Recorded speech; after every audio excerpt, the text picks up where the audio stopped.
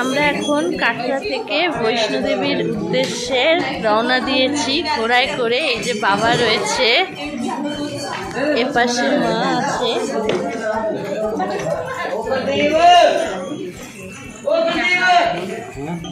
এই যে সব ঘোড়ারা এখন খাওয়া দাওয়া করছে, আমরা এখন একটু ওয়েট করছি। এই রাস্তা খুবই ভালো, পুরো রাস্তা একদম শেড দেওয়া, মাঝে কিছু কিছু জায়গা ফাঁকা রয়েছে। এই যে সবাই কিরম ঘোরা করে আসছে, আমরাও সেরম ভাবেই যাচ্ছি। ঘোড়ার ছবি আমি দেব। এখানে সবাই ফিরছে আর আমরা এখন উপরে উঠছি।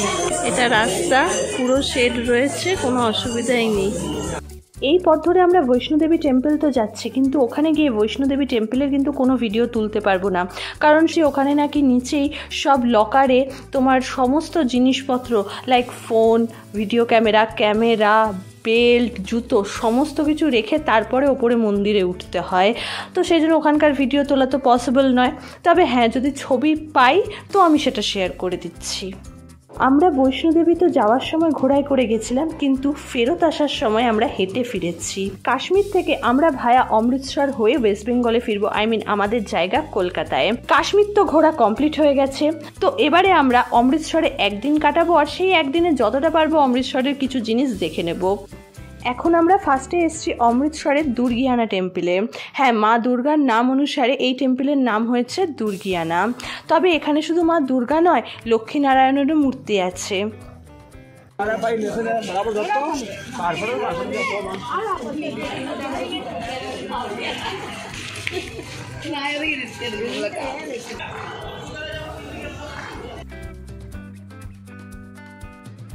ওটা তো দুর্গা মন্দিরের একদম বাইরের পোর্শনটা ছিল।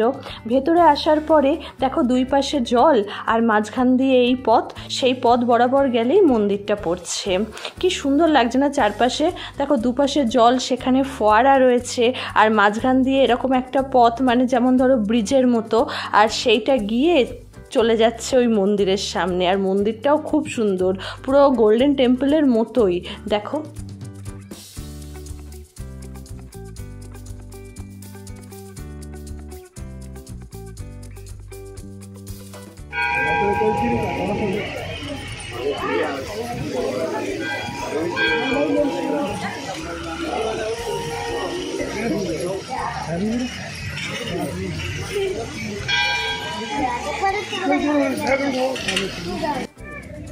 এই মন্দিরটার গায়ে দেখো কি সুন্দর কাজ করা রয়েছে, কত কিছু আঁকা রয়েছে, তার সাথে মূর্তি রয়েছে। খুব সুন্দরভাবে এই মন্দিরটা করা হয়েছে। আর ভেতরে তো মূর্তি আছেই, তবে হ্যাঁ, আমি যা কিছু বাইরে থেকে ভিডিও তুলে নিচ্ছি, ভেতরে ভিডিও তোলা যাবে না, এখানে স্ট্রিক্টলি মানা করা আছে। তো সেই জন্য বাইরে থেকে যতটা পারছি তোমাদেরকে শেয়ার করছি।